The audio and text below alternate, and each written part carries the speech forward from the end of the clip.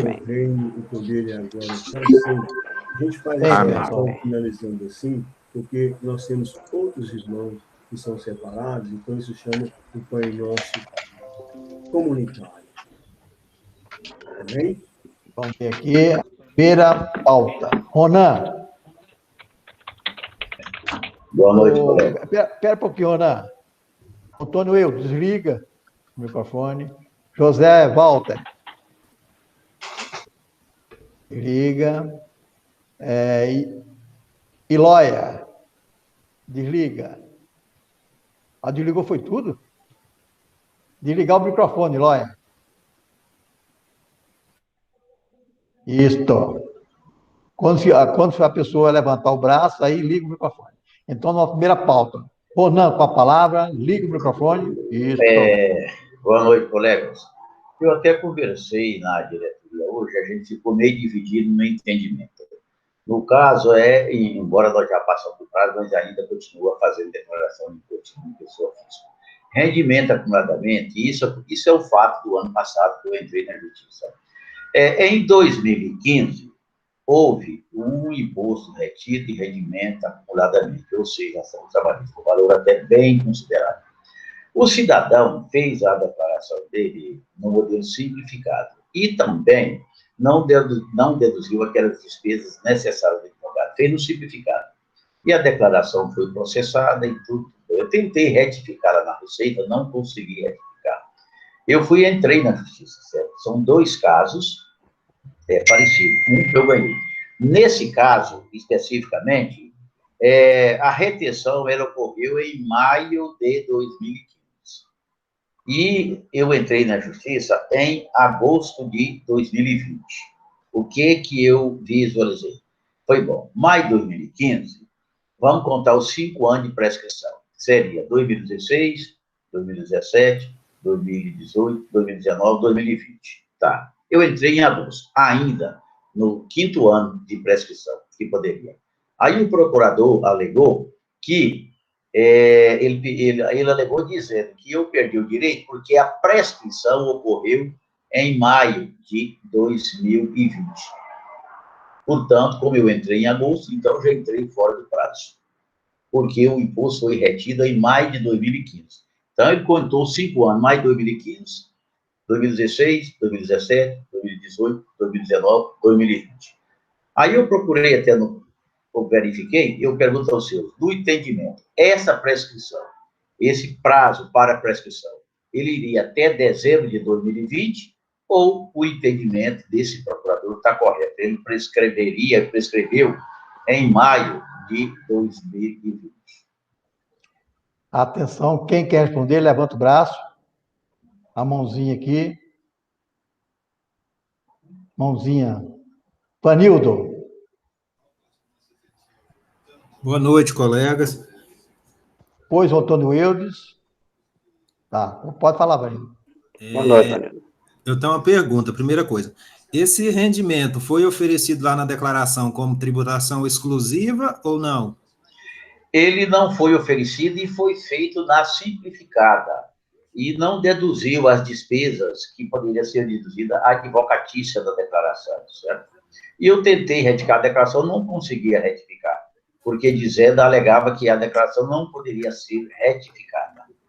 Para mudar a forma lá de simplificada para completa, parece que realmente não pode, né? Conforme a instrução normativa. Aí nós entramos na justiça, eu tive aí, num caso igualzinho esse, eu consegui, o juiz determinou a Receita Federal que permitisse a modificação em um outro caso. Nesse alegação do procurador, já foi ao contrário. Ele só alegou no caso da prescrição. E no outro caso, eu consegui vencer. Igualzinho esse, eu consegui derrubar na justiça, certo?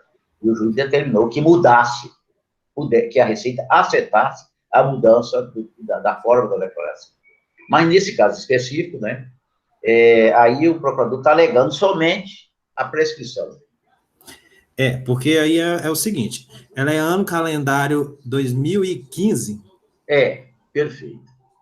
A prescrição, no caso, começaria em janeiro de 2016. Aí tem esse caso. Acho que se for definitiva, tributação exclusiva, deve ser por isso que ele está falando que não entra nesse caso da prescrição em 2016, em janeiro de 2016, a contagem, porque ele não considera tributação exclusiva. Não entra na declaração para oferecimento de tributar novamente, no cálculo. Não, ela não era exclusiva, não. Não era rendimento exclusivo da FURT, não. Era o imposto retido e rendimento acumuladamente, era rendimento. Mas porque tem essa opção na declaração lá, quando você faz, você escolhe se quer fazer exclusivo ou quer juntar com os demais rendimentos para oferecer a tributação, somar com os demais. Tem essa opção lá na declaração. Certo, mas aí... Se não foi feito, ele deve estar subentendendo que é exclusiva. Tem que ver a legislação da época. Provavelmente era considerada exclusiva. Não, mas ele não... Em ponto nenhum, ele disse exclusivamente. Só disse que não poderia alegar porque prescreveu o prazo. Só isso. E mais, ele não falou em questão de exclusividade. Ele falou simplesmente por fato de ser maio. Não, ele disse simplesmente porque eu perdi o prazo. Prescreveu o direito de eu reivindicar, que eu teria que reivindicar até maio de 2020, porque o fato aconteceu em maio de 2015, e eu pleiteei em agosto de 2020. É isso só que ele está alegando. Diz que eu pleiteei fora do prazo, ou seja, superior a maio de 2020. É a alegação dele. Ele está dizendo que a prescrição, ele está dizendo que prescreveu em maio de 2020. Até onde eu sei, a prescrição começa a contar em janeiro do ano seguinte. Perfeito. Tudo bem. Um voto, então, aí... A orientação que eu dou para o senhor é consultar julgados aí da justiça nesse sentido no próprio CAF lá, né? Não, eu já tentei, inclusive, quando a gente vem aqui para o grupo de estudo, é que tem os colegas, todo mundo de estudo, né? De repente, como eu tenho um prazo a cumprir, falei, de repente, nós estamos aqui juntos, eu falei, posso ver alguém que já passou por isso, algum caminho assim. Você sabe que a nossa legislação é complexa, que é danada, sabe? Você procura, o prazo está correndo. E eu falei, bom, eu tenho um grupo de estudo exatamente para a gente questionar isso, para ver se alguém passou por isso. Bartolomeu não, perdão, Antônio Wildes. Doutor Ronan, boa noite. Boa noite. É o seguinte, eu também tenho a mesma opinião do Vanildo no sistema da prescrição. Seria bom olhar no Código Tributário Nacional a questão de prescrição, que ela fala o seguinte, que o ano calendário e o ano de exercício. Então, no caso do imposto de renda, ela só começa a prescrever a partir do início do ano da apresentação da declaração, porque as declarações de imposto de renda, ela só começa a contar a partir de 1º de janeiro do ano seguinte, que é o ano de exercício. Tanto que a gente está fazendo agora, nós fizemos 2021, o ano 20, né? Então, nós temos o exercício desde 2016. E o que é o exercício de 2016? O calendário 15, então está dentro do prazo prescricional, sim. O que ele está alegando 5 anos aí, eu acho que ele estava sem argumento, ele jogou esse H para ver se passava, se defendia, mas ele não prevalece essa tese de lei, não, porque a declaração de imposto de renda, você só apresenta ela no ano subsequente ao ano calendário. Então, o prazo prescricional começou a contar a partir de 1º de janeiro de 2016, ou seja, 31 de dezembro de 2015, ele não prescreveu. Então, é só ver o Código Tributário Nacional, que vai verificar, porque a prescrição é a partir do primeiro dia do ano subsequente ao fim do exercício findo. Eu não lembro qual que é o artigo do Código Tributário, não, mas tem esse sentido aí. Então, eu acho que pode recorrer tranquilo. Até eu estranhei foi não conseguir fazer a retificação, porque se o senhor vai retificar pela simplificada, pela mesma forma que for apresentada, ela pode sim ir lá no campo de pagamento, só informa o pagamento do advogado, deduz o valor da base de cálculo, apresenta com tributação exclusiva e ela deveria receber. Ela não aceita mudar o formulário de entrega de simplificada para completa. Você realmente não aceita, não tem nenhum momento que a legislação ela permite isso. Mas a retificação aí ela permitiria sim. Né? E aí deduz o valor do advogado, coloca o valor da tributação lá e lança no campo de pagamentos o valor do advogado, mas mesmo não deduzindo, não mudando o formulário, mas pode colocar a informação de pagamento sim, que o sistema aceita. Pois é, eu fiz a declaração o ano passado, Tentei várias vezes transmitir, vinha aquela mensagem: não pode transmitir a declaração porque não foi feito pelo escudeiro. Eu até tirei ali o link, né, daquela mensagem da Receita, juntei no processo, falei que agora só pode ser para a justiça, eu não sei o porquê, não dá para resolver isso. Aí nós entramos na justiça, exatamente confiante no prazo da prescrição, né, que já era no mês de agosto. Falei, está vencendo a prescrição, em dezembro vence. Mas é por aí o entendimento seu, do Vanildo, né, que realmente o procurador procurou, quis achar uma brecha aí. Fábio. É isso. Bem, Ronan, como eu havia falado antes para você, é o que eles estão falando aí, né? Tem situações até que chega a 7 anos o prazo. Então, dá uma olhada lá no artigo 165 para frente lá do CTN. Ah, tá. 165. Vou te mandar um artigo aqui de um advogado que ele retrata bem esses detalhes aí. Aí só ele entrando na justiça, porque o próprio advogado fala que a Receita, ela teima em não querer interpretar direito a súmula 555 lá. Certo, Fábio. Beleza, meu amigo. Ó, Ptolomeu. Então, manda para mim, Fábio, esse negócio. Ok. Ronan, o problema aí é que nessa época, na declaração, Fábio, desliga, Fábio. O Danilo até tocou nesse assunto, e esse aqui é o certo. Por quê? Você podia retificar a declaração, mas você não podia mudar a forma de tributação.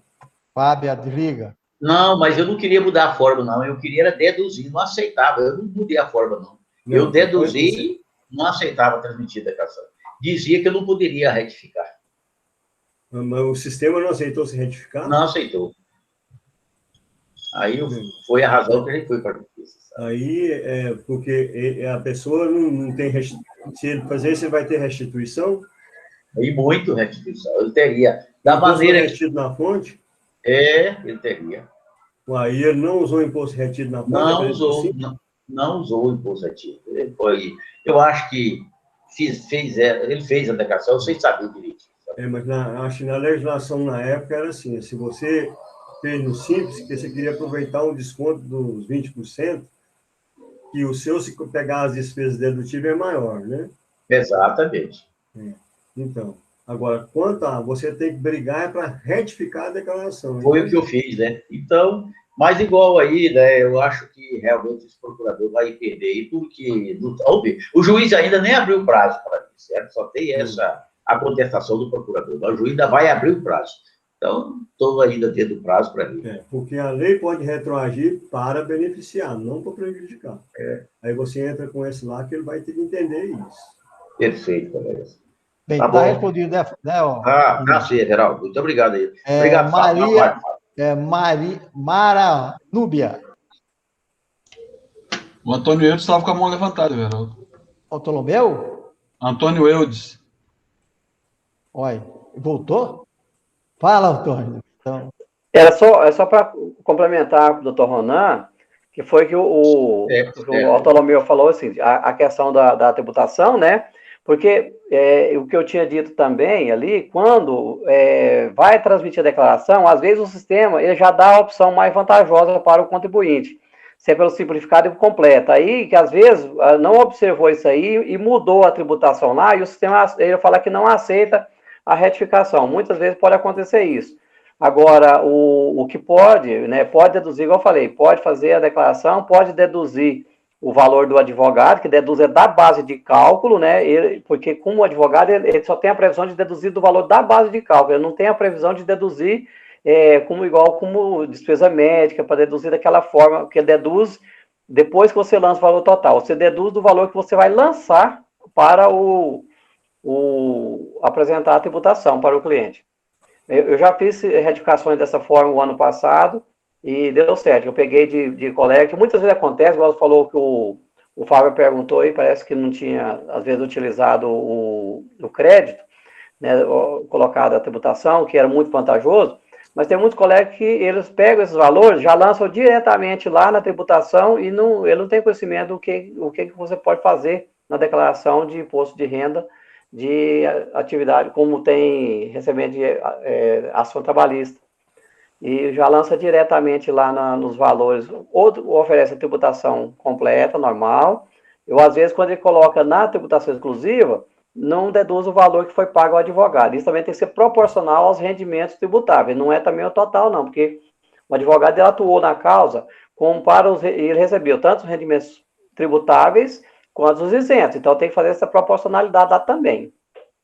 É o que o Eudo falou, às vezes tem algum internauta que pode ver, não tem entendido direito, não trabalha um pouco essa declaração, é isso, porque os honorários advocatícios, mesmo na simplificada, ele pode deduzir da base de cálculo, porém não pode deduzir outras despesas, como inerente à saúde, instrução, e se fez explicado, aí não pode. Mas o honorário advocatício pode. É um que pode, não é isso, Eudo? Exatamente, ele pode ser deduzido dessa forma. Por exemplo, recebeu 100 mil, pagou 20 para o advogado, ele coloca lá que recebeu 80. Mesmo na simplificada. Mesmo na simplificada, que recebeu 80. Ele não pode deduzir as outras despesas. Aí ele vai lá no lançamento de pagamento, mesmo na simplificada, e coloca lá, pagou para o advogado, fulano e tal, CPF tal, ou CNPJ tal, 20 mil. Aí o que a Receita faz? Cruza o pagamento, mesmo ele não sendo na declaração completa, ele sendo amplificado, mas ela vai lançar que teve o pagamento para o advogado e daquelas importâncias ali. E isso aí é fácil de comprovar depois. Tá. Mara Rúbia, tá aí? Mara Rúbia. Não está não, Everaldo. Vou passar para outra, depois de volta nela novamente, tá? Kátia Silene. Kátia Silene. Silene. Deixa eu ver se ela está presente aqui. Se estiver presente, pode se manifestar aí. Também não está presente, não. José Walter. Pode falar a sua pergunta.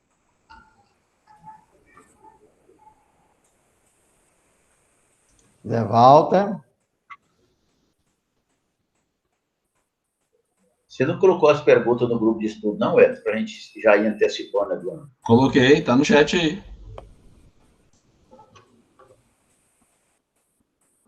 Liga aí, Zé Walter, você está mutado. Ah, não, tá. Não, ele não está. Então, lê a pergunta dele, Everaldo. Eu vou postar a imagem aqui que ele enviou aqui. José Walter, alguém teve ou tem problema com a entrega de raiz genérica, como no meu exemplo de imagem? Eu não vi uma imagem. Vou postar a imagem dele aqui, só um instante, por favor. Vou compartilhar aqui.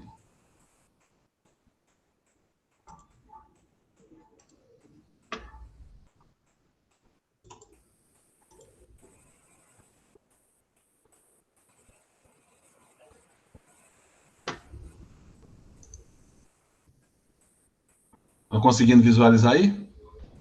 Muito, muito mal. Aumenta mais ela aí, eu não tenho jeito, não? Não, ela está aumentada no máximo aqui. Deixa eu ver aqui se eu consigo. Tem nem jeito de ler, aumentar aqui. Espera um pouquinho, vou tentar aumentar aqui. Lê o que está escrito aí nesse erro. Transmissão da declaração via internet. Raiz erro. Erro ao assinar declaração. org.demoselle, signer, policy engine, tal.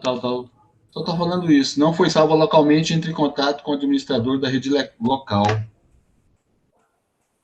Ele tentou entregar o RAI genérico e deu essa mensagem, erro ao assinar a declaração. Aí vem um endereço da internet aqui, dizendo que não foi salvo localmente. Isso não foi por causa da internet que estava ruim, não, o Wesley? Pela descrição do erro aí, parece que ele não gravou e está tentando assinar a declaração, não é isso? Não? Exatamente. A internet estava ruim demais, pode ser que ela foi pelas metades. Zé Walter, sua voz não está saindo. O erro é de assinatura, parece que ele está tentando assinar a declaração sem antes gravar. Isso mesmo. Eu estou com um erro, mas é para resolver uma pendência judicial, mas está dando um erro, é que o servidor não responde, tenta novamente. Estou nessa peleja há dias. Esse aí provavelmente é porque ele não gravou e está tentando assinar. Antônio Wilson, fala. Faz. Antônio fala. Não, Ptolomeu. Antônio Wilson. Não, é a mesma opinião minha do Vanildo, pelo que eu entendi aí, que fala que não foi salvo localmente, ou seja, não está no drive onde quer transmitir. Às vezes, como você gerou o documento e já quer transmitir direto do programa gerador sem passar pelo assinador. É o que eu entendi, porque lá tem ali, fala /SERP, porque o SERP ele é muito enjoado. Se você não salvar ele em um arquivo, depois buscar o programa SERP para permitir a assinatura, igual quando você vai transmitir, por exemplo, o livro Caixa Rural, se você não buscar o livro, o CERP, trazer o arquivo e assinar as informações para a Receita Federal quando é relativa a CNPJ, se você vai fazer qualquer alteração na Receita relativa a CNPJ, se você não assinar com o assinador SERPRO, o sistema não aceita. Enquanto você não assina, ele não libera. Eu acho que eu entendi que fosse dessa forma aí. Se não for, também é só palpite. Bartolomeu. Não, é isso aí. Então, nosso colega Zé Walter. Deram a dica para você, agora vamos ver se dá certo depois, né? Muda lá e tenta fazer novamente. Tá bom? Respondido, Zé Walter? Zé Walter? Não, não está conseguindo falar, não, velho. Ele está desmutado lá, está com o microfone ligado, mas o som não sai. Tá bom. Então fica assim, Zé Walter. O Zé pegou a doença do mudim, fala nada. Abrão Rincon. Dá uma mensagem para nós aí. Boa noite, amigos. As coisas vão evoluindo e a gente tem que acompanhar e estudar. Então, essa questão do arrendamento rural, a situação é o seguinte: o arrendamento, a pessoa recebe ele, o contrato reza que ele vai receber em maio, certo? Devido a uma grande modificação de preço do futuro, a pessoa que ia receber esse arrendamento, ele falou para o produtor o seguinte: deposita em soja no meu nome. Eu não quero dinheiro, eu quero que você deposita a soja. E aí ele me consultou pelo seguinte, porque ele pretende vender essa soja lá para dezembro, novembro, porque a perspectiva dele é que esse produto aí está lá com preço assim, acima de R$250 a saca. E hoje ele aceitou em maio a 160. Então, eu fiz um estudo, fiz uma análise aí e estou chegando à conclusão, gostaria de ouvir a opinião de todos. Eu estou entendendo que ele tem que fazer o carnê-leão no mês de maio porque ele recebeu o produto, né? Ele não recebeu em dinheiro, mas ele recebeu o produto. Então, ele tem que fazer o carnê-leão em maio, tá certo? E eu estou entendendo que quando ele vender a soja lá em dezembro, ele tem que fazer um ganho de capital. Então, seria duas coisas separadas, né? Até porque se ele fazer lá em dezembro como ganho de capital, porque aí é a época que ele vai vender o produto, a tributação vai ser inferior um pouquinho do que dentro do carnê-leão, né? Então, eu estou fazendo esse estudo porque esses arrendamentos rurais estão crescendo muito, então é muita coisa que está tendo, e o volume de dinheiro desses dois casos que eu estou aqui é bastante elevado, né? Então, eu estou fazendo esse trabalho, a legislação não é muito clara, e eu estou com esse entendimento, que ele vai recolher carnê-leão quando ele recebeu a soja, e depois vai vender essa soja lá em dezembro, com ganho de capital elevado, porque ele comprou a 160, ele está esperando vender ela acima de 250, lá para dezembro afora. E aí eu estou entendendo que quando ele vender, é ganho de capital, né? E não carnê-leão. Não sei se vocês que também estudam o assunto, faz parte de algum trabalho da atividade rural, se vocês concordam com essa análise que eu estou entendendo, né? O Abrão, quando ele recebeu a soja? Em maio. Vamos supor, maio. Então, vamos supor que essa soja, ele ficou com ela e recebeu a soja, pagou o carnê-leão, ela é declarada na declaração de patrimônio dele, tanto o saco de soja?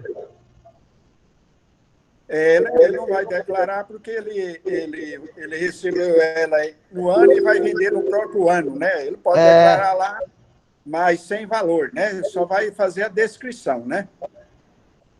Não, eu acho que poderia até colocar o valor que ele pagou colocar lá e não colocar na coisa, aí no outro ano, quando ele fazer o ganho capital, vai pegar o valor que ele tem no ano, menos o valor que ele vendeu, vai dar o ganho capital seu. Não, mas ele não vai passar de um ano para o outro. Ele pegou vai passar, não. Vamos supor que ela passe de um ano para o outro. Não, se ele recebeu ela em maio e vendeu ela em janeiro do ano seguinte, isso aí tem que entrar lá no estoque da atividade rural. Não, engano, não é atividade rural. Ele tem que entrar lá em relação patrimônio, a bens e direitos. Exatamente. Como ele tem esse produto. Entendeu? Porque ele arrenda, ele não é produtor rural, ele apenas recebe o produto, tá certo? Concordo plenamente. Alguém mais quer falar? Na minha opinião, nosso colega Abrão está corretíssimo a respeito do assunto. É uma faca de dois gumes, né, senhor Abrão? Eu entendo da forma que o senhor colocou, é o correto se a gente pegar de trabalhar em cima da legislação, mas 99,9% do produtor, do arrendatário, né, ele não vai querer fazer isso exatamente quando tem que pagar 2 impostos, né? Esse é um fato muito complicado para a gente. A gente analisando, à luz da legislação, seria esse o entendimento. Né? Mas a coisa mais difícil que tem é nós cumprir nossa legislação nesse sentido aí. Não vai ser fácil. Eu tenho essa dificuldade com o cliente, porque o cliente vai dizer, Abrão, eu não vendi, só recebi. Pessoal, porém, eu fazendo dessa forma, você vai ter uma redução razoavelmente de tributação, né? Porque o ganho de capital é 15 e Carnê-Leão é 27 mil, né? Então, eu estou convencendo ele por esse caminho. Olha,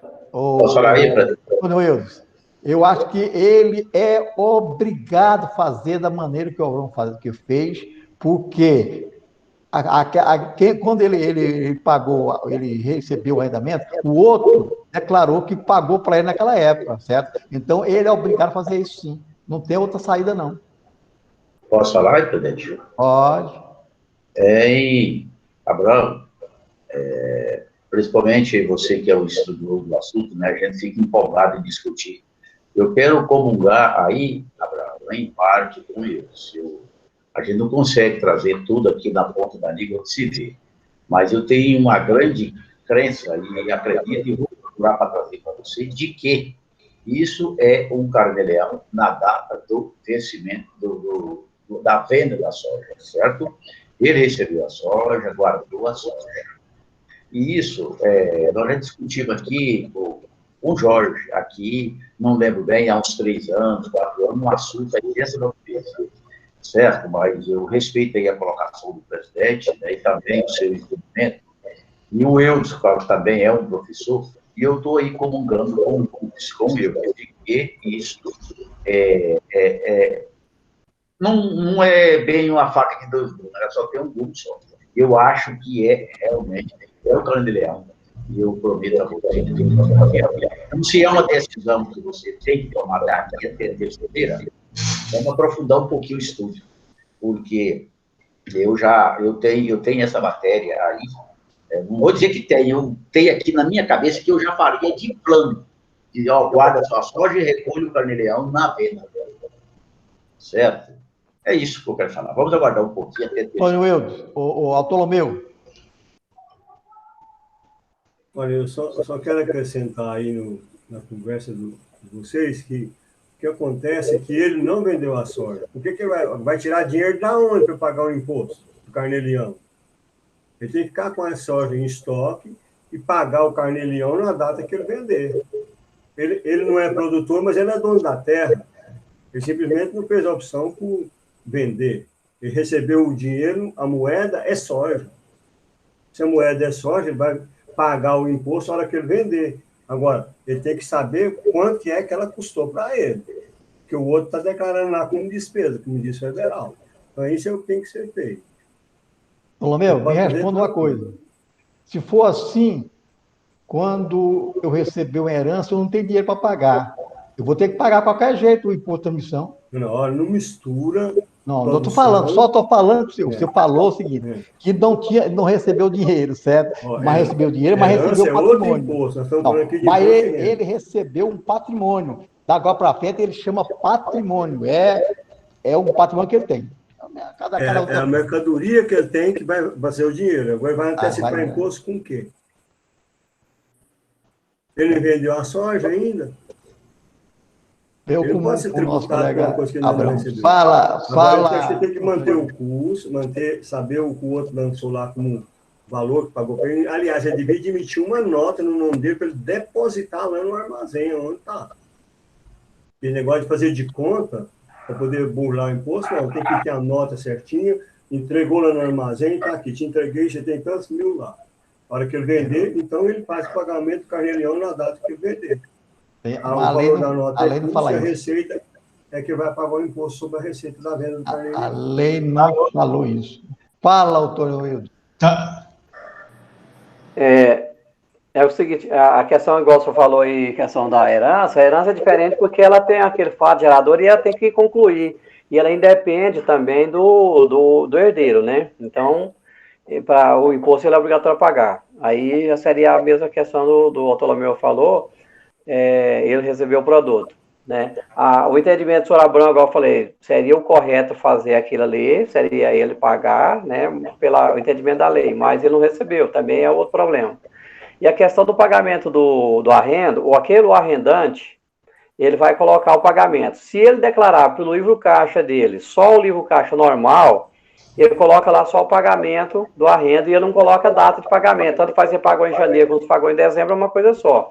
A única diferença que vai fazer, se ele fizer o livro caixa rural digital, porque aí lá no livro caixa digital aí vai escriturado mês a mês, dia a dia, tudo que ele fez na movimentação do livro caixa dele. Mas se for o livro caixa comum, ele tanto faz 1º de janeiro como 31 de dezembro, é uma coisa só o pagamento. Muito embora a legislação diz o seguinte, que o pagamento de arrendamento, você lança lá em pagamentos efetuados lá dentro do seu imposto de renda, não é dentro do custo da atividade rural. Você pode lançar como custo, mas você leva o lançamento do arrendatário para dentro do CPF dele, dentro do imposto de renda, lá nos pagamentos, né? Que tem um código para pagamento de arrenda rural. E aí, nesse também, caso só entra nome, CPF, valor. Ele não entra data também de quando é efetuou. Tanto faz de 1º de janeiro a 31 de dezembro, qualquer dia que ele pagar, ele está lançado lá. Aí já fica até mais fácil para a pessoa, quem o recebeu, ele declarar o recebimento somente quando ele vender. Que aí se torna quando ele fizer dinheiro, né? Está me ouvindo agora? Quem está querendo Sim, falar? Sim, estamos ouvindo. É o Zé Walter. Quer falar agora? Fala, Zé Walter. Deixa eu só fazer uma pergunta aqui. Quando ele recebeu essa soja, ele recebeu ela como se fosse um pagamento em dinheiro. Aí ele comprou essa soja. Esse é o meu entendimento. Então, com que dinheiro ele comprou? Então, aí foi onde o senhor Abrão está querendo fazer o imposto, o carnê-leão. Para quê? Para dar lastro para ele ter comprado. E na venda, aí vai apurar o lucro que ele teve entre a compra e a venda. Esse é o meu pensamento. 3-2. Quem mais quer falar? Verão, porque a legislação, ela não discrimina se você recebeu em dinheiro, em espécie, em dólar, em soja, em café, nada. O contrato reza que o prazo para a pessoa pagar o arrendatário é o mês de maio. Então, ele tem que pagar. Aí ele tem que pagar em dinheiro, porém, a pessoa que vai receber falou, não, eu não quero o dinheiro. Eu quero que você deposite na minha inscrição lá na empresa que faz o armazém geral, vai guardar, ele vai ter a despesa de armazenagem, tá certo? Então, eu estou nessa dúvida aí se o carnê-leão é em maio, ou se é em dezembro, ou se vira ganho de capital. Eu estou optando por virar ganho de capital porque também. O imposto fica menor. Eu acho também. É aquilo que nós falamos. ele trocou o dinheiro que ele ia receber pela soja. Então, ele comprou a soja do arrendatário.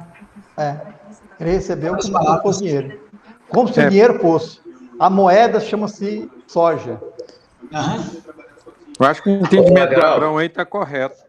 Deixa eu ler uma pergunta e resposta aqui. Peraí, Ronan. Eu acho que eu comungo com o Abrão aí o ganho de capital, porque, na realidade, o Zé Walter foi feliz aí em colocar que quando eu recebi o meu arrendamento, eu recebi nesse mês. Então, o dinheiro que eu recebi, eu transformei em soja. Tive um patrimônio, adquiri um patrimônio. Quando foi na venda da soja, eu vendi um patrimônio que custou tanto, eu ganhei tanto. Então, ganho de capital. E outra coisa, que o Abrão manifestou bem, que ele já fez até a planilha, que o ganho de capital é 15 e o Carnê-Leão é 27,5. Então, qual o cliente seu que não vai aceitar uma proposta dessa? Né? Eu comungo com essa ideia aí. Fala. Bom, deixa eu ler aqui a pergunta 198 da Receita Federal. Arrendamento de imóvel rural. Os rendimentos provenientes de arrendamento de imóvel rural, ainda que o contrato celebrado refira-se à parceria rural, ainda que se refira à parceria rural, se o cedente perceber quantia fixa sem partilhar os riscos do negócio, que é da essência do contrato de parceria rural, é o caso aí do Abrão, ele não participa dos riscos, estão sujeitos ao imposto sobre a renda. Esses rendimentos são tributados como rendimento equiparado a aluguéis, por meio do recolhimento mensal, Carnê-Leão, se recebidos de pessoa física ou na fonte, se pagos por pessoa jurídica, e na declaração de ajuste anual. Quando o contrato celebrado referir-se à parceria rural e o cedente não receber quantia fixa e participaram dos riscos do negócio, a tributação desse rendimento é efetuada com atividade rural. Então, é o seguinte, a Receita Federal, inclusive, se recolher isso aí, recolhe-se o Carnê-Leão e depois recolhe o ganho de capital, isso é uma bitributação. Isso não tem dois tipos de imposto, o imposto é um só, certo? O imposto é o seu. Ele recebeu, guardou. Então, Abraão, aqui, dá uma lidinha na pergunta 198, e aí mais para baixo e para cima, deve ter mais alguma coisa a respeito, que eu estou aqui no celular, é difícil, a tela é pequena, certo? Então, está aqui. É aquilo que eu falei que eu entendi, que a gente já discutiu. E eu até entendo, quando você colocou que recolhe aí o Carnê-Leão e depois recolhe o ganho capital, não está certo. Ronan, mas nem um minuto eu vi falar você nessa coisa que ele recebeu em soja. Olha só, a felicidade do José Walter, quando ele recebeu o aluguel do arrendamento em soja. Se ele recebeu soja, o dinheiro chama-se soja. Ele transformou em patrimônio. Quando eu vender essa soja, vai haver o quê? O ganho de capital da diferença que ele recebeu a soja pelo que ele vendeu. Nenhum momento falou aí não, meu amigo. Muito bem, presidente. Explicou direitinho. Sonan, aí não há que se falar em bitributação pelo seguinte, em maio ele vai recolher o Carnê-Leão a razão de 160 sacas. E quando ele fizer ele vender a soja, vamos supor que a esperança dele é achar um preço mais de 250. Então, ele vai tributar o quê? Ele vai tributar apenas R$90, porque 160 já foi pago. Mas aí, Abraão, eu entendo assim. Quem é que paga o imposto? O imposto paga não é aquele que sai dele. Por exemplo, ele recebeu, certo? Não é ele que pagou. Aí ele recebeu lá do cidadão. Ele recebeu aquilo, entendeu? Nessa hora, nessa cadeia aí, não incide imposto, porque ele não comercializou, ele não transacionou nada. Ele só veio receber, certo? Ou ele teria que pagar ou só o ganho de capital ou o carnê-leão. Nesse caso, é o carnê-leão. Porque não tem onde é que esteja na circulação, entrada e saída de mercadoria. Quando sai de mãos, ele recebeu, esse aí recebeu a soja, entendeu? E pode vender a soja nesse dia que ele recebeu ou mais na frente. Por isso que o carnê-leão, ele não incide sobre o saco de soja. Ele incide sobre a moeda. Todos os dois. O ganho de capital também não incide sobre ele incide sobre a moeda. E a moeda, ela só existiu uma vez. A moeda só existiu quando ele vendeu. Ela não existiu moeda quando ele recebeu. Ele recebeu a moeda chama-se soja. Não, fala, a moeda não é soja. A moeda é soja. Não, mas é o seguinte, Ronan, quando ele vendeu, ele recebeu em troca bens e direito. Ele recebeu um bem e direito. Na época que ele recebeu, o bem valia 100. Quando ele vendeu esse bem, valia 200. Então, ele ganhou 100%. Então, ele declarou o carnê-leão quando ele recebeu a 100. Ele guardou e vendeu posteriormente. Então, o que ele fez? Ele teve um ganho de capital. Porque quando ele adquiriu os bens, ele adquiriu um bens e direito no recebimento. E fez o carnê-leão e pagou. Após aquilo lá, ele vendeu com a margem de lucro. Então, em cima da margem de lucro, ele vai pagar o carnê-leão. Ou vai pagar o ganho de capital. E eu quero dizer para vocês... É aí que os consultores ganham dinheiro, porque ele acha o caminho da pedra e vende para o cidadão. E o cidadão vai ganhar. E é legal aí, pelo que eu vejo, é legal. Como algum de nós, eu, por exemplo, a gente não aceitou, eu prometo, Abraão, a você, amanhã eu vou ligar para o Jorge e vou trazer aqui. Se você quiser, eu te ligo amanhã mesmo. Amanhã eu te ligo e na terça-feira eu trago. Vou falar com o pai da criança amanhã. Eu agradeço. Fala, Vanildo. Falou, Abraão? Fala, Vanildo. Vou falar com o pai da criança amanhã para você. Fica agradecido. Amanhã, de manhã, eu ligo o homem. Tá. Fala, Vanildo. Tá satisfeito aí, viu, Everaldo? O Vanildo quer falar, não, ele dá bronca lá. Eu comungo da opinião do senhor Abraão, eu acho que, assim, se dependendo do valor e ele quiser ter uma segurança, faz uma consulta formal na Receita, porque a Receita pode ser mais espertinha e falar o seguinte: olha, isso aí tá meio obscuro, faz o seguinte, faz carnê-leão quando você recebeu e faz carnê-leão de novo quando você vendeu, desconta lá o que foi pago anteriormente. Então, ou seja, para ficar uma coisa formal, faz uma consulta formal. Se não achar naquelas soluções de consulta da Receita, pergunta para ela formalmente: como é que eu faço nesse caso aqui específico, Receita? E ela te responde e você tem uma segurança jurídica, né? Só para pôr mais na fogueira, vamos supor que a pergunta que eu fiz para o Abraão, ele vai deixar de vender essa soja no outro ano. Então, quando ele recebeu, ele já é o patrimônio, como ele falou, é o patrimônio que ele tem agora. Vai deixar do ano, ele declara a ela que eu tenho 160 sacos de soja no valor de tanto. Quando ele vender, paga o ganho capital. Eu acho que está rigorosamente dentro das normas e dentro dos princípios certos que deveria ser. Porque eu estou mexendo com arrendamento. Arrendamento, ele é considerado, o que eu recebi não é considerado atividade rural. Então, é o arrendamento. Eu recebi uma moeda chamada soja. E essa soja, ela valorizou. Então, quando chegar no fim, quando eu entreguei essa soja, eu paguei, eu comprei, eu vendi essa soja, eu faço ganho capital. É a minha opinião, tá? Vocês aceitam o desempate com a palavra do Jorge? Aceito, sim. Se o Jorge falar, eu ainda contesto o Jorge. Beleza, mas eu vou perguntar pela manhã para falar para o Abraão. Everaldo, duvido que ele falou o contrário.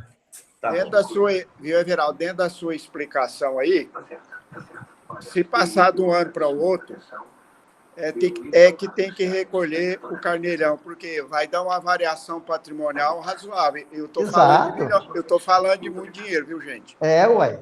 Porque vocês vejam bem, ele acertou a soja a 160. A soja hoje no Brasil já está 170. Na Argentina está 195. Nos Estados Unidos ela já está 220. Então, esses dois clientes meus, eles têm um faro. E a expectativa deles é que vão vender a mais de 250 a partir de outubro. Sim. Entendeu? Então, vai ser um ganho muito expressivo que vai ter.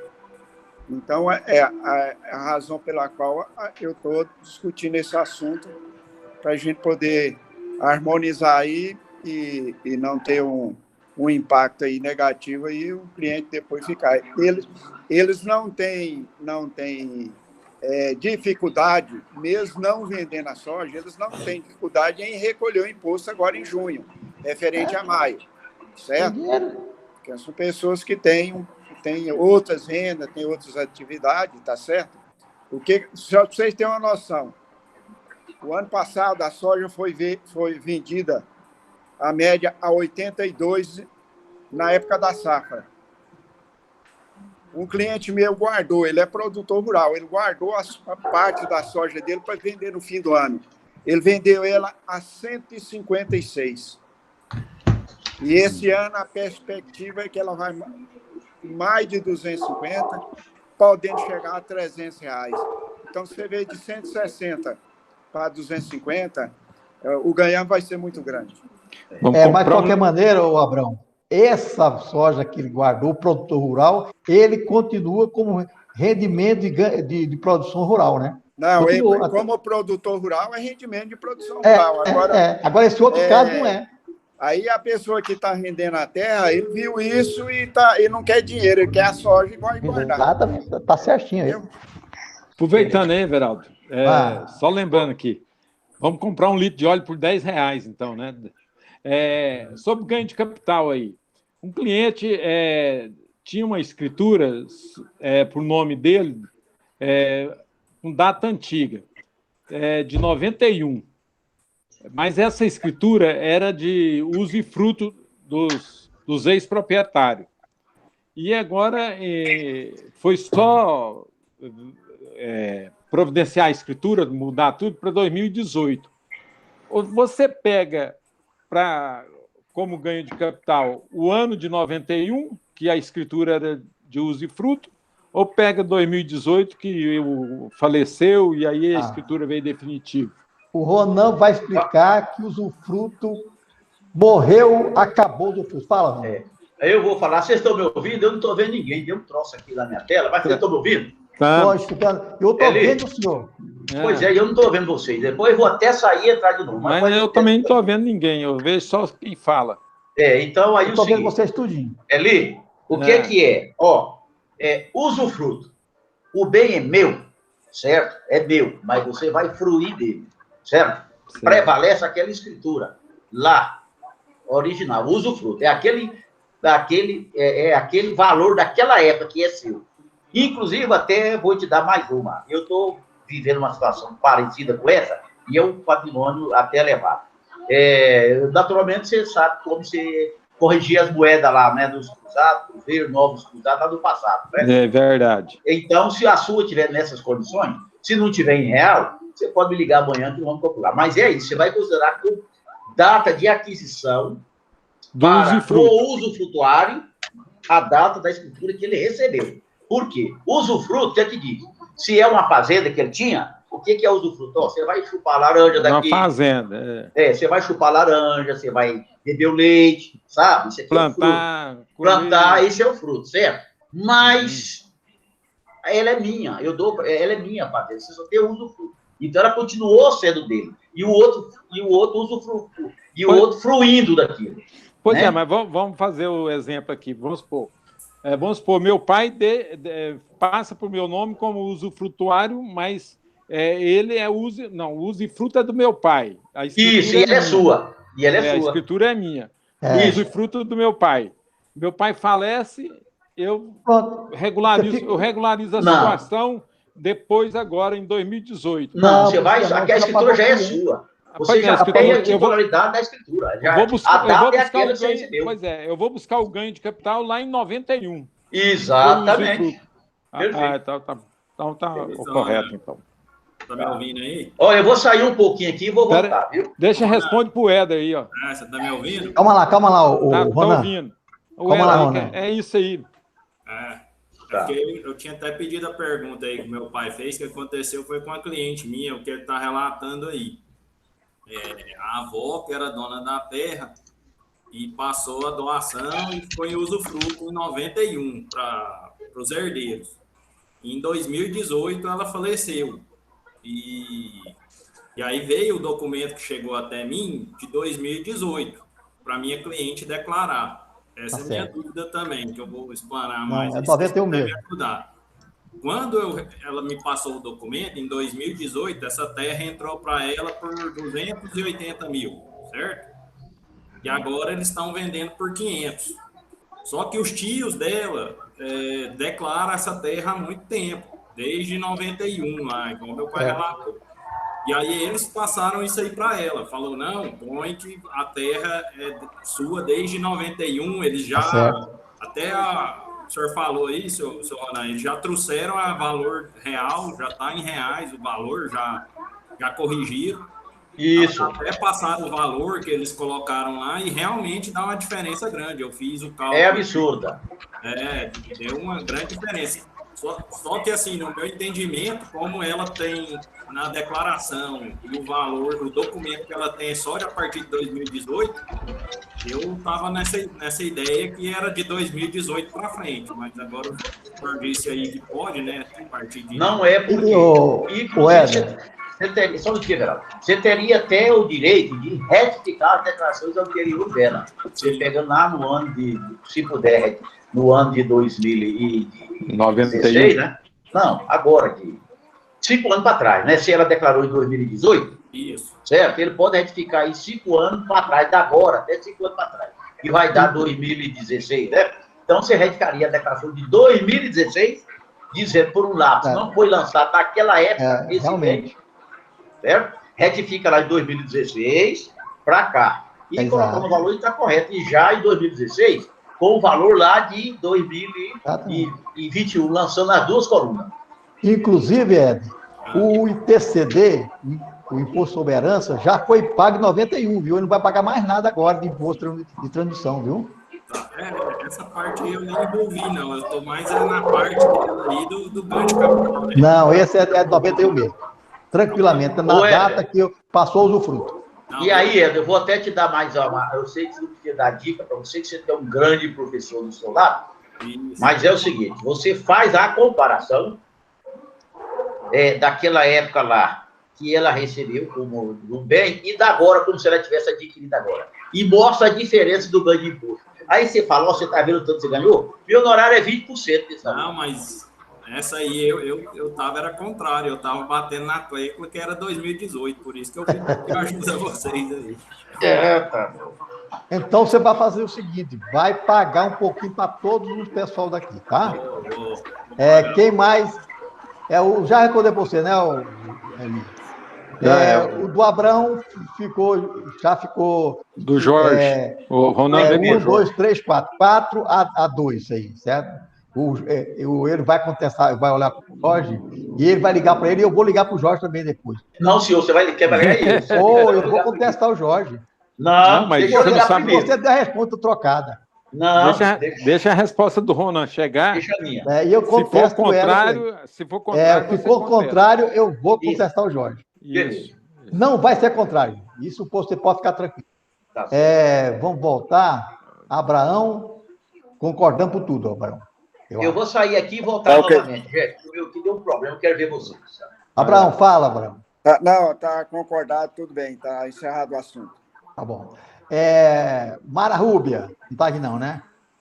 A Mara Rúbia fez a pergunta seguinte: nota fiscal, está escrito, e mais, nota fiscal e mais com emissão de... A nota fiscal... Eletrônica, nota fiscal eletrônica. Eletrônica. Mais com emissão de 24 horas. Como proceder para cancelar? A empresa emitiu 2 notas fiscais da mesma empresa. E só agora é que o destinatário viu que quer anular a nota. Então, se emitiu nota fiscal, eu acho que essa matéria é para o Eli, sabe aí, vai. Não, passou das 24 horas, se o cliente que ela emitiu a nota, não puder fazer a devolução, o cliente dela tem que fazer a devolução de uma nota. Certo? Se ele for pessoa jurídica, tiver CNPJ, ele faz a devolução. Fica o mecanismo mais fácil. Porque senão ela vai ter que fazer uma devolução, vai emitir uma nota de entrada dela para ela mesma, que é chato. Não é bom fazer isso. Não é bom. Concordo plenamente. A Núbia, está respondido, né, Núbia? Tá? Alguém contesta aí? Às vezes o Vanilton é bom nesse trem. Não, mas ele não quer contestar, não. Não contestou. Kátia, Cleonício, essa não tem nem jeito, não tem nem pergunta, né? Kátia aí? Não. Ela não fez a pergunta, só colocou aqui que ela ia fazer a pergunta, mas não colocou. Bem, pessoal, acabou, né? Peraí, deixa eu ver. Fazer... Ô, Éder, você não quer fazer aquela pergunta do auxílio... Apareceu um caso aqui para mim também, em relação ao benefício do bem. O rapaz trabalha numa entidade e ela colocou de suspensão, mas ele é funcionário público também, me parece. Foi o que ele me falou, né? A consulta que ele me fez. E aí, ele tem que devolver a parcela do bem, que ele estava suspenso. O Ministério da Economia lá, já no aplicativo mesmo, já indicou para ele devolver. Só que quando ele fez a declaração de imposto de renda, ele não declarou o valor, né? Esse valor que ele recebeu do bem. E lá, quando ele olha que ele está em malha, aparece que ele tem que declarar essa fonte pagadora. Aí, se ele declarar, ele vai pagar imposto de renda. E ele está correndo isso. Ele falou, eu vou devolver o dinheiro e vou ter que pagar imposto sobre o dinheiro. E eu queria ver com vocês aí, a opinião de vocês aí, se realmente ele tem que declarar, retificar, informar a fonte pagadora e devolver o dinheiro.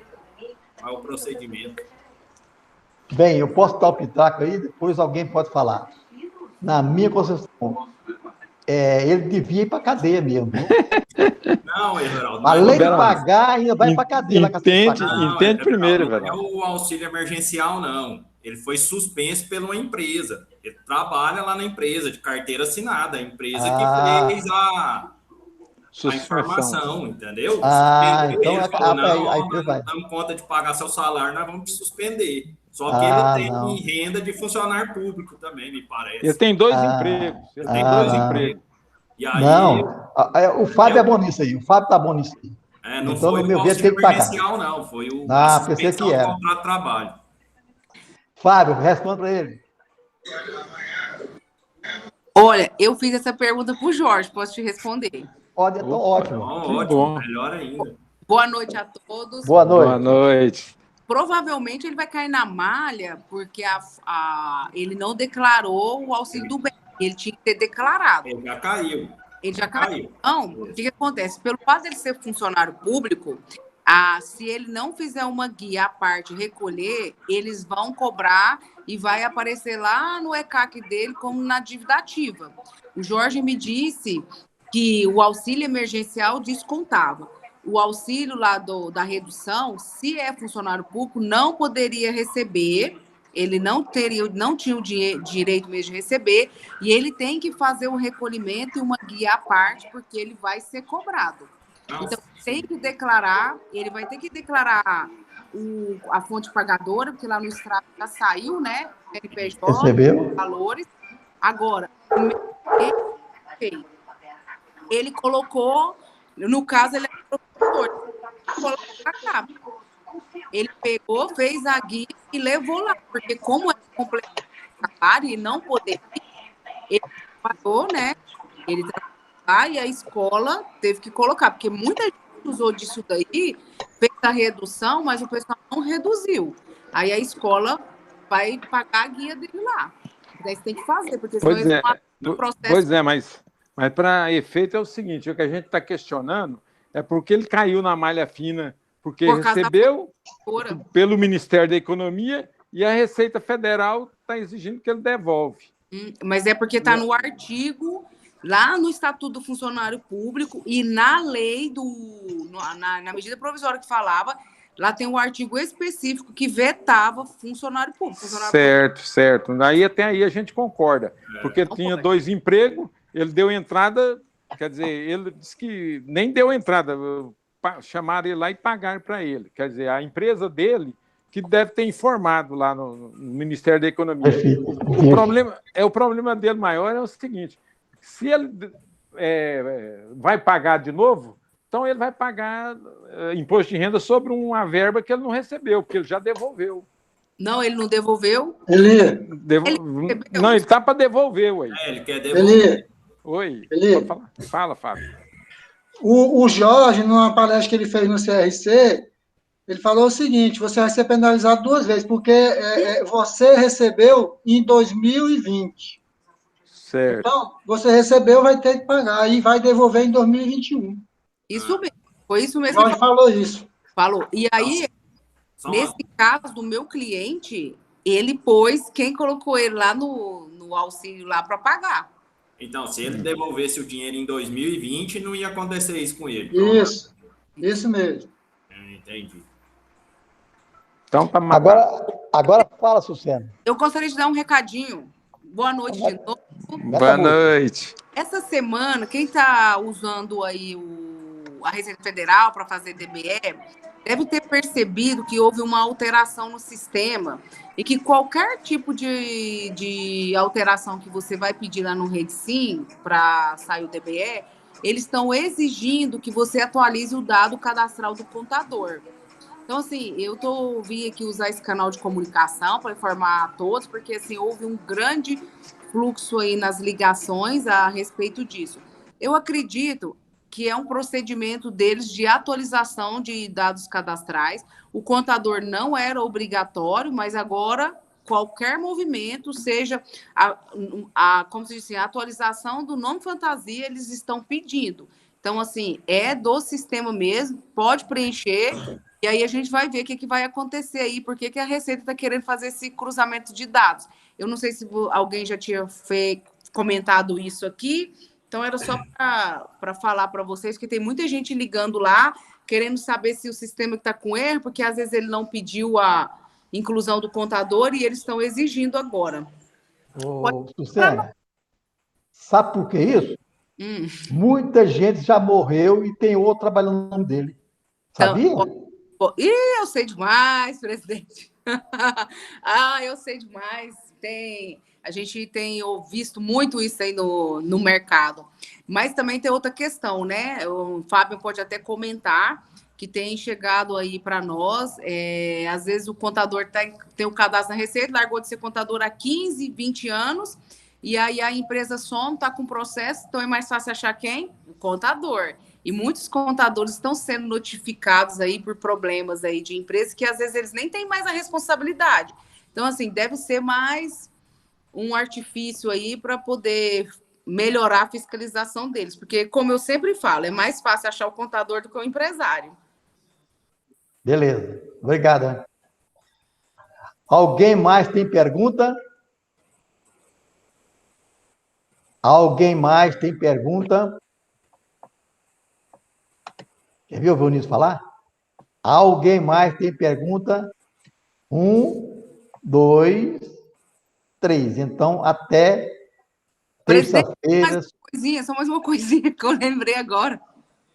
Fala. Quem não viu, assista a nossa live lá do CRC que está gravada, sobre a questão da alteração do registro dos livros, porque tinha se firmado um acordo que poderia registrar em papel e não vai poder mais. Então, vai ter algumas alterações. Quem não assistiu está lá à disposição, que o presidente Lopes e o presidente Euclides, o presidente Rangel, falaram sobre esse assunto. Então, gente, vamos ficar de olho.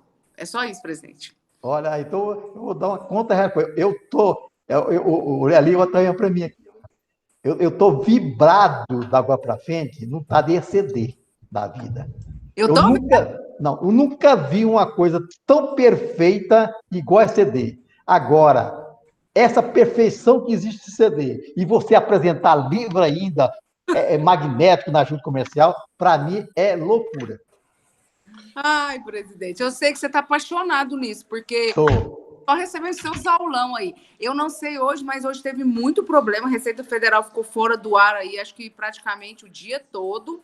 Foi um congestionamento. A gente teve muita dificuldade, mas eu te apoio e eu acho a sua atitude aí de estar falando, fazendo esses aulão do SCD aí super positiva. Isso é muito bom. Quem quer falar mais? Fábio? Gente, é só perguntar para o doutor Abraão o que ele estava querendo saber, eu não entendi o negócio da soja. Peraí, Fábio. Abraão, você é doutor, Abraão? Não é. Então, trata como que ele for. Aí vem o Fábio assim, ó, Vossa Excelência... Doutor Imposto de Renda, pessoa física. Não, senhor. Trata Abraão como Abraão. Vai, Abraão, fala. Tira isso aí. Pode tirar isso aí. O questionamento aí é qual o tratamento tributável aplicável no caso de pagamento efetuado em soja? Sim, é. Porque tem o pergunta e resposta lá na Receita, a 186, que ele fala qual o tratamento tributável aplicável no caso de pagamento efetuado em bens. Então, ela tem o pagamento efetuado em bens móveis ou imóveis, títulos de crédito ou valores imobiliários, etc., é tributável, devendo os bens serem avaliados em dinheiro pelo valor que tiverem na data da sua percepção, sujeitando-se ao recolhimento mensal carnê-leão. Esse baixa a cabeça e pronto. Se recebido de pessoa física, sem vínculo empregatício. Ou, na fonte, se pago por pessoa física ou pessoa física com vínculo empregatício e na declaração de ajuste. Esse é o meu entendimento. Tranquilo. Ele não recebeu em dinheiro, mas recebeu em soja. A moeda é soja, pronto. Então, é tributável na data que foi feito o acerto, né? Porque pois é, essa é a pergunta 186 da Receita. 186, porque o contrato de arrendamento tem um prazo para fazer o acerto. Ele tem que ser em maio, né? No máximo maio. Se pagou em soja... Na data da sua percepção. Percepção, recebimento, né? Qual que é aí? 196? 186. 186. Tá, obrigado. Beleza. Moradores com 59 anos. Ô, Divino, diga isso aí, ó. Tem recebido cada vez mais reclamações. Olha. Já desativei, velho. Então, alguém mais quer fazer pergunta? Dou-lhe uma, dou-lhe duas, dou-lhe três. Então, até terça-feira, pessoal, se Deus quiser. Amém. Boa noite a todos. Boa noite. Boa noite. Obrigado.